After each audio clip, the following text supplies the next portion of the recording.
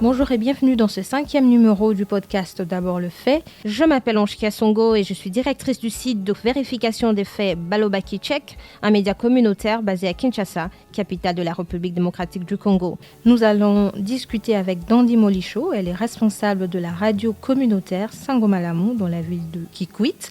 Nous sommes dans la province du Kwilu. Avec elle, nous allons revenir sur les difficultés rencontrées par les femmes candidates aux législatives sur la lutte contre les discours de haine à l'endroit de ces femmes et qu'est-ce qui a bloqué leur participation au débat public.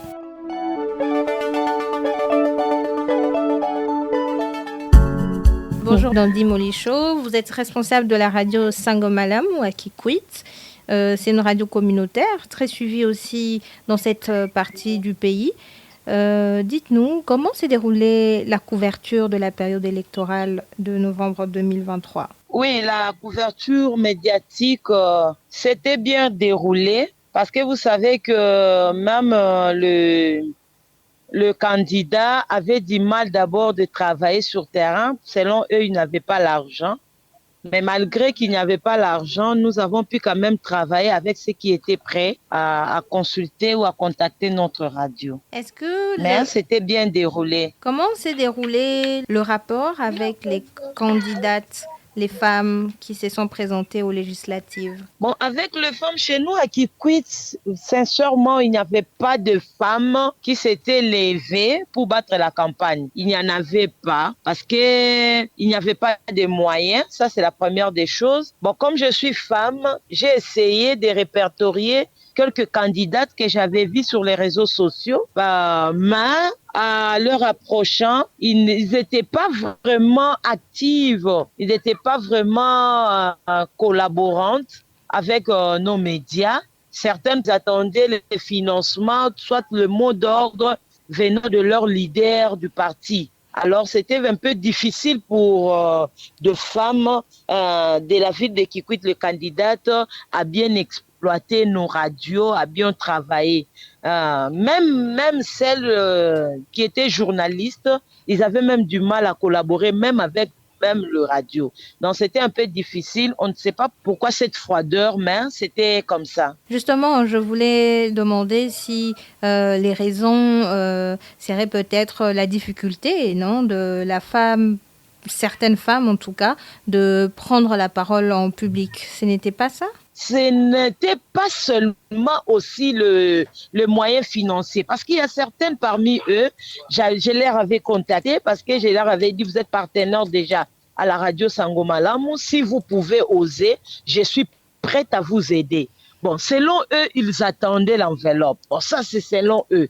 Mais moi, les portes étaient ouvertes pour les accueillir, mais selon eux, ils attendaient l'enveloppe de leur chef du parti. D'accord, c'est-à-dire que les réseaux sociaux vous ont permis d'identifier les femmes candidates aux législatives, oui, mais l'accès a été difficile parce qu'elles n'étaient pas prêtes à prendre la parole en public. Est-ce que la radio a pu mettre en place une autre stratégie pour communiquer et informer les électeurs sur les différents profils des femmes? Bon, dommage que moi, je ne l'avais pas fait parce que j'étais déjà déçue. Lors de mon approche vers les femmes, elles me promettaient, nous passerons, nous viendrons. Bon, je n'ai pas aussi osé à animer des émissions, parler sur la femme, voter la femme, sauf que pendant mon émission de prière, on soutenait les femmes. Notre souci était que les femmes puissent prendre ces postes pour un changement dans notre ville. Oui, est-ce que c'est un peu lié au fait qu'elles n'ont pas été dynamiques, a refroidi votre motivation à informer sur les candidates? Oui, c'était ça. C'était le manque de dévouement aux femmes. Il n'y avait pas le dynamisme chez certaines candidates. Il y a certaines, peut-être, je ne sais pas, c'était le manque d'expression devant le public. Et tout ça m'avait vraiment découragée d'accompagner la femme. Or, au début, je leur avais sollicité, mais arrivé sur terrain, c'était les contraires par rapport à ce que nous avions vu sur terrain. Pensez-vous qu'il y a d'autres approches ou d'autres mesures à prendre pour encourager la femme, en tout cas candidate aux élections, à prendre la parole en public et à mener une vraie campagne sur les terrains? Bon, moi, je propose aux femmes candidates, bon, je ne sais pas si après 5 ans ou dans 5 ans ou dans quelques mois aussi, dans certaines circonstances, la femme doit s'élever. La femme doit s'élever. Bon, je ne sais pas si c'est des complexes, mais je pense qu'il y a aussi les comportements de la femme qui bloquent aussi la femme devant quelques situations ou quelque part ou quelque place à se tenir devant les gens. Il y a aussi le comportement qui compte. Je pense que la femme elle-même doit s'élever pour prendre des décisions, doit se croire qu'elle est capable de tenir même le meeting devant les gens, d'être prête à parler devant le public, et cela va aider la femme. Et surtout que pendant cette période, nous avons besoin que la femme elle-même se sente compétente. Qu'elle se sente compétente, qu'elle a des atouts, elle a des qualités, qu'elle peut faire face devant le public. Mais surtout à la femme de bien contrôler son comportement. Et c'est ça aussi, quelque part, ce qui nous bloque. Au quartier, elle a des difficultés et devant les gens, elle aura aussi des difficultés parce qu'elle sait que là, je ne me comporte pas bien. Comment je prendrai la parole devant les gens? Donc, ce sont des conseils que je peux donner aux femmes. Mais justement, est-ce que cette femme est suffisamment formée, elle est suffisamment boostée pour avoir conscience de son rôle?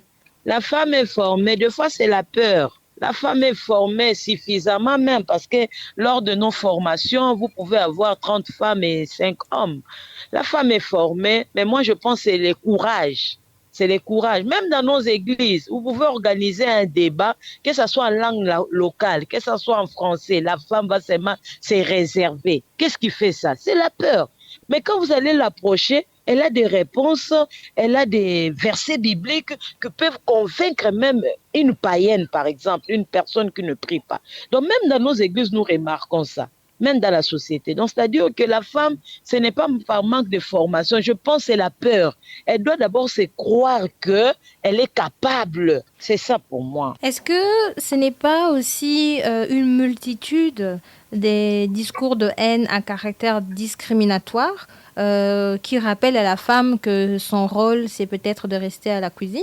Bon, moi, je pense que ça, c'est déjà révolu, maman. On ne peut pas dire aujourd'hui que la femme est restée sur ces discours de discrimination. Non, parce que nous sommes devant des gens, nous prenons aussi la parole, nous nous défendons aussi. Quelque part, à part la peur, c'est l'ignorance aussi. La formation, il y en a, parce que les femmes sont toujours formées, même lors des ateliers, lors de formations, on voit la présence de la femme. C'est seulement que la femme puisse prendre le courage, enlever la peur et que la honte, tout ça y compris, et que la femme s'élève, parce que c'est son temps de s'élever. En tout cas, merci beaucoup, Dandy Molicho, responsable de la radio Sangamalamu à Kikwit. Nous vous souhaitons une bonne journée à Kikwit. Merci.